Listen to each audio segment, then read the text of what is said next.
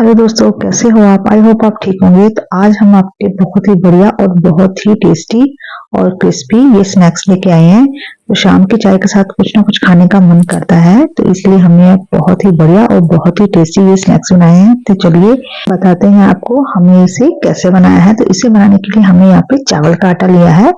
आप चाहें तो गेहूं का आटा भी ले सकते हैं, लेकिन चावल के आटे से ये बहुत ही क्रिस्पी बनते हैं। और थोड़ी सी मैं इसमें अजवाइन डाल रही हूँ, इससे इसका फ्लेवर बहुत ही बढ़िया आता है। और थोड़ी सी मैं यहाँ पे कस्तूरी मेथी डाल रही हूँ। अगर आपके पास फ्रेश मेथी है तो आप वो भी डाल सकते हैं। और 1 टेबलस्पून के करीब मैं यहाँ पे नमक डाल रही हूँ, तो नमक आप कम ज्यादा कर सकते हैं। और 2 टेबलस्पून मैं यहाँ पे तेल डालूंगी। तो अब मैंने 1 ही चम्मच डाला है।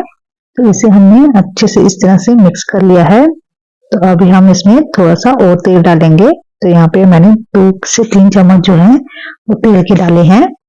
आप देख सकते हैं ये जो परफेक्ट हमारा जो मिश्रण है वो बनके तैयार हो गया है। तो अब हम इसका डो लगा लेंगे। तो अब हम इसमें थोड़ा थोड़ा पानी डाल के इसका एक परफेक्ट डो लगाएंगे। तो यहाँ पे आप देख सकते हैं मैंने यहाँ पे गुनगुना पानी लिया है। तो इससे जो है बाइंडिंग बहुत ही अच्छी होती है। तो यहाँ पे आप देख सकते हैं मैं इस तरह से पानी डालकर इसका बहुत ही अच्छा से एक डो बना के तैयार कर लिया है। तो चावल के आटे की जो स्नैक्स होते हैं बहुत ही क्रिस्पी और बहुत ही बढ़िया बनते हैं। तो इसे हम थोड़ी देर के लिए इस तरह से रख देंगे। तो 2 से 3 मिनट के बाद देखेंगे ये काफी अच्छे से सेट हो गया है। और अब हम इस तरह से इसकी एक लोई लेंगे और जैसे हम रोटी बनाते हैं सेम इसका भी हम वैसे ही बनाएंगे। तो यहाँ पे आप देख सकते हैं मैंने इस तरह से लोई को रख लिया है और बिल्कुल हल्के हाथ से हम इसे अच्छे से बेलेंगे, क्योंकि ये चावल के आटे की है तो ये फट भी सकती है। तो इसलिए आप बहुत ही आराम से इसे हल्के हल्के हाथों से ही बेलिएगा। तो यहाँ पे आप देख सकते हैं हमने इसे बहुत अच्छे से बेल लिया है। और अब हम इसे पीसेज में कट करेंगे। तो आप इसे किसी भी साइज में से कट कर सकते हैं, किसी भी डिजाइन में। तो मैं यहाँ पे आप देख सकते हैं मैंने इसका इस तरह से कॉर्नर को कट कर लिया है। और अब हम इसे पीसेज में कट करेंगे। तो मैं यहाँ पे इस तरह से पहले कट लगा लूंगी और इसे मैं इस तरह से पीसेज में कट कर लूंगी। तो मैं इसे डायमंड शेप में कट कर रही हूँ, आप किसी भी शेप में से कट कर सकते हैं। तो यहाँ पे आप देख सकते हैं मैंने इस तरह से इसे पीसेज में कट कर लिया है।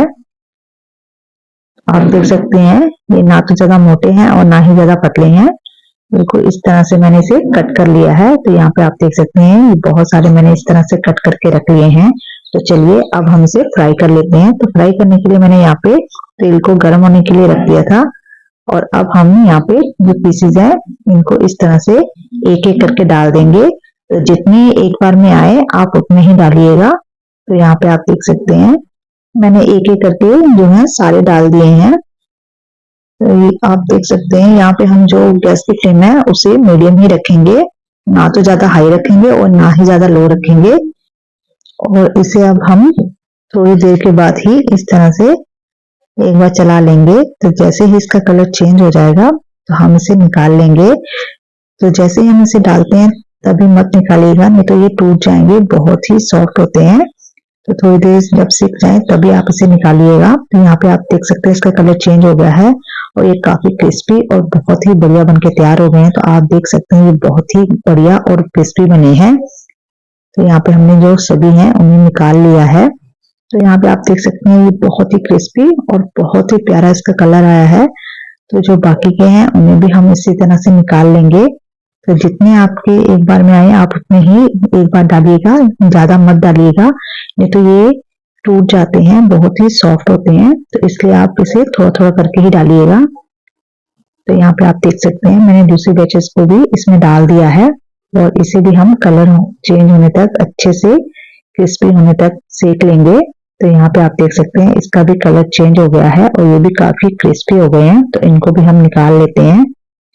तो यहाँ पे जो हमारे स्नैक्स हैं वो आप देख सकते हैं 2 से 3 मिनट में बहुत ही अच्छे से बनके तैयार हो गए हैं और ये काफी क्रिस्पी हैं। तो शाम की चाय के साथ इस तरह से क्रिस्पी जो स्नैक्स हैं वो मिल जाए तो क्या चाहिए। तो साथ में हमने बनाई है यहाँ पे चाय। तो यहाँ पे आप देख सकते हैं हमारे जो क्रिस्पी स्नैक्स हैं वो बनके तैयार हो गए हैं। तो आप देख सकते हैं ये कितने क्रिस्पी बने हैं। तो ये खाने में भी बहुत ही टेस्टी और बहुत ही बढ़िया बने हैं। तो शाम की चाय हो या सुबह की चाय, तो ये स्नैक्स बहुत ही टेस्टी होते हैं। तो आप जरूर बनाइएगा।